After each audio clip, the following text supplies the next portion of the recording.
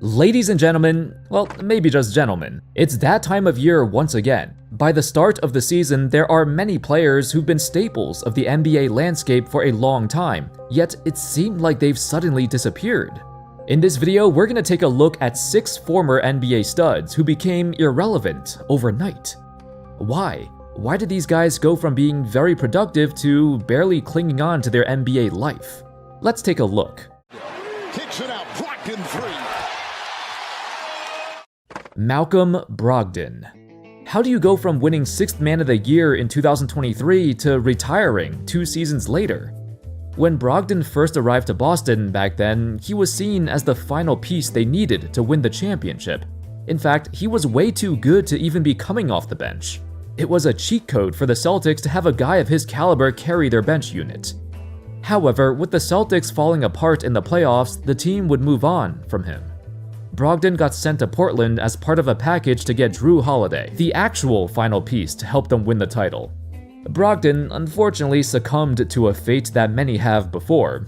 As steady and consistent as he is, his one weakness through his entire career was his inability to stay healthy. He managed to play 60-plus games in only 3 of his 9 seasons in the NBA, and the worst part was all the rehab. He got sick of it.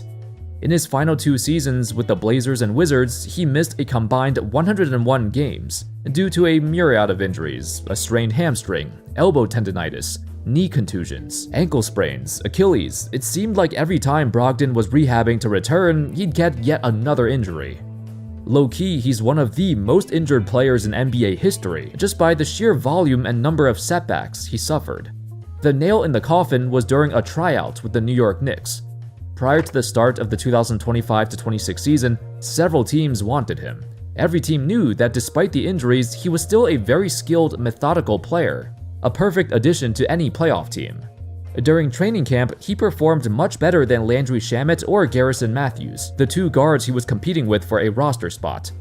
It was all but guaranteed he'd make the final roster. But 1 week before preseason, Brogdon had a change of heart and realized during training camp that he didn't have the hunger anymore. The physical and mental toll on his body broke him down. Thus, he made a final statement to retire from the sport. Malik Beasley. Basketball star Malik Beasley at the center of a federal investigation into whether he gambled on the NBA. I don't think there's been a player more screwed over in recent years than Malik Beasley. Remember how he became the center of a federal investigation over allegedly gambling on his own games? Then this video surfaced of him basically scoring a basket at the end of a game for no reason, which seemed suspicious. Like he was trying to cover a point spread or something. Beasley's going to get it off. One last shot. How about Beasley? However, the investigation found nothing. Their evidence was not conclusive. Their research showed, believe it or not, Beasley actually does this quite often at the end of games. Cause, I don't know, I guess he wants to pad his own numbers. Just by being at the center of a controversy like this over the summer, it irreparably damaged his reputation. Beasley just had the best year of his career and almost won 6th Man of the Year. For his efforts, the Pistons initially offered him a 3-year, $42 million extension. But after the feds started investigating him, they withdrew that offer, leaving him without an NBA team. With that being said, Beasley's life is kind of mysterious. He's had off-court endeavors that hurt his finances.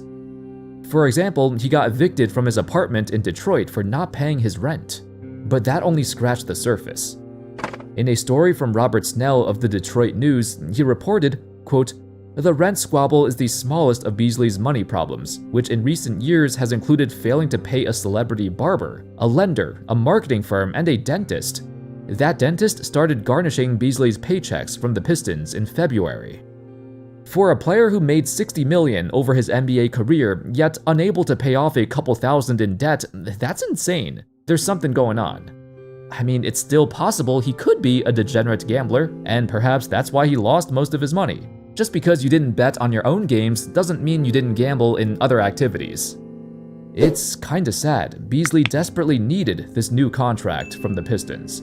His NBA career isn't over yet, but just being at the center of the scandal combined with all of his off-court problems, teams are definitely wary of signing him. I hope he continues his long, fruitful career as one of the best three-point shooters in the league. He certainly is talented enough to remain in the NBA. Ben Simmons. You might be wondering, dude, Simmons vanished a long time ago when he refused to take this layup against Trae Young back in 2021.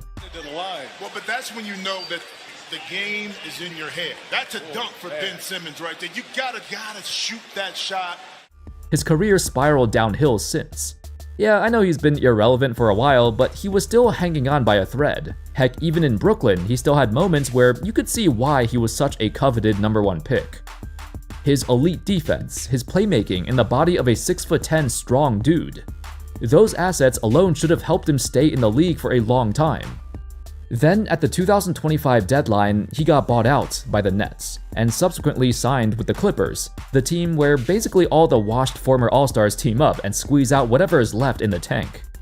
So originally, it appeared to be a great decision for Simmons. The Clippers were probably the only team that understands him and has a specific role for him. In theory, this was the hope. In actuality, Simmons lacked the skills and motivation to continue grinding. It also appeared that his passiveness was still there, with Tyronn Lue talking to the media that Simmons needs to find the will to score.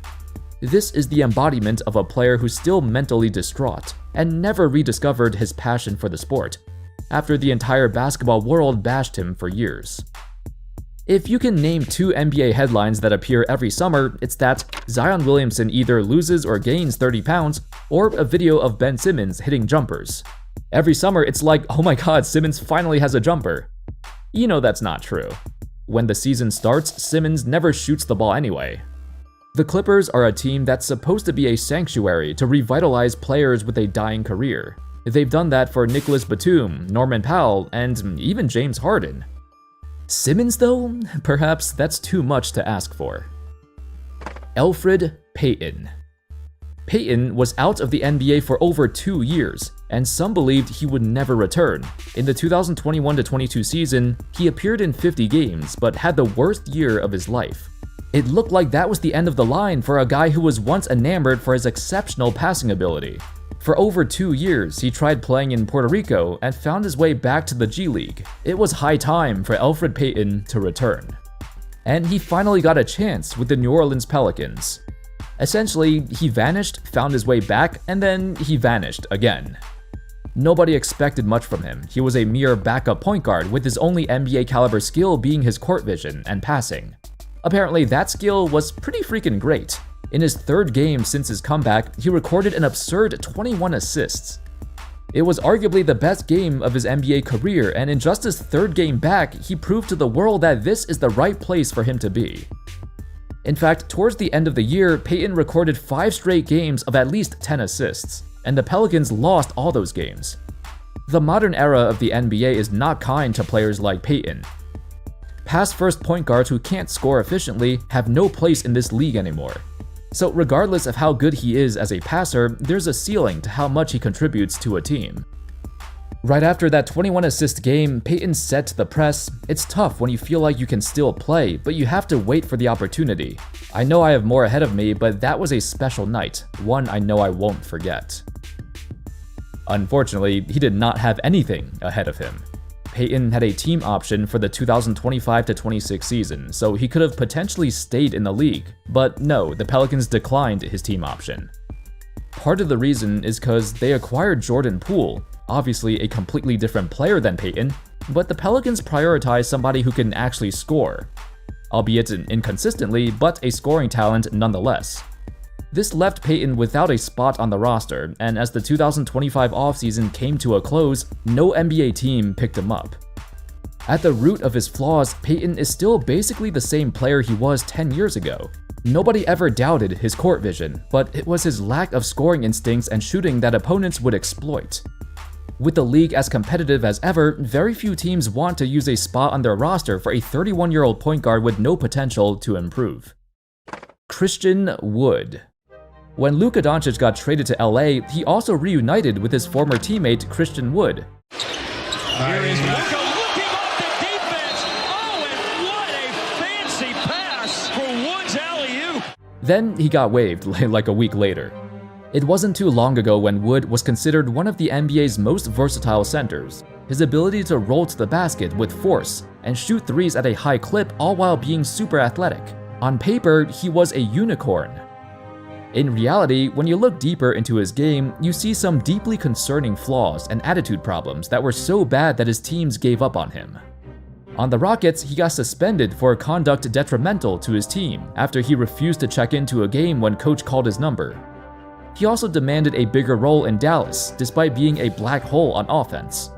With all that being said, the Lakers took a chance on him. They overlooked all of that and saw a center with high potential. Sadly, Wood was injured in most of his 2 years in LA, but the Lakers hoped when he came back, he could reignite his potential he was once known for. After 2 arthroscopic surgeries and missing an entire year of basketball, the Lakers were done waiting. On February 11th, they waived Christian Wood, and since then, nobody has been interested in him. It's crazy, only a few years ago he was considered a future cornerstone of the Rockets. To go from that and now out of the league in record time is unreal. I bet he regrets his behavior now, with no more offers on the table. Marcus Smart. He's not out of the league just yet, but typically when a role player leaves a popular franchise like the Celtics, they fade into obscurity. I'm sure you didn't even remember Smart was still in the league. In 2022, he won Defensive Player of the Year. A year later, he got traded. Smart spent 9 years in Boston, coming so close to winning the title several times, but couldn't get it done. When the team shipped him away, he was their longest tenured Celtic. It was depressing. Smart had no idea this was coming, and the season after he got traded, the Celtics won the title. Initially upon his arrival to Memphis, he provided a mentorship role to Ja Morant and this young team, who definitely needed some veterans to keep them composed. Apparently, his value in the locker room was not enough to justify keeping him. The Grizzlies traded him away, so he landed in Washington, D.C., where he got waived. While he did get picked up by the Lakers, it's questionable how much playing time he's actually gonna get. For much of Smart's career, he had his flaws. He was never a perfect player. But he was the perfect guy for the Celtics, to help them transition from the Big Three era to the Tatum and Brown era. If there was a definition of a glue guy, it's him. He held this team together through thick and thin without ever having an ego. Some have criticized the voters when they nominated him as the Defensive Player of the Year because they felt it was a Lifetime Achievement Award, and surely he wasn't the best defender that season. Regardless, it was probably the only time in his career where he got the appreciation he deserved. Smart rarely ever got credit for his importance to this franchise. Playing for a team like Boston, his negatives were always examined under a microscope. The flopping, the bad shots, his lack of playmaking. It always undermined his leadership, his toughness, and culture he established in Boston. Heck, he may even get his jersey number retired, and nobody will ever challenge that. His post-Boston career has been rough. He's been irrelevant since then, but perhaps it's not over yet. On the Lakers, he's either gonna rekindle his spirit and provide all the intangibles the team needs to succeed, or he's gonna sit on the bench and not play. His presence in the locker room alone is worth the money. Anyway, that's all folks. Those were 6 NBA studs, most of which are not even signed to an NBA team anymore, so their careers might be coming to an end. It sucks because it felt like not too long ago they were very important to their respective teams.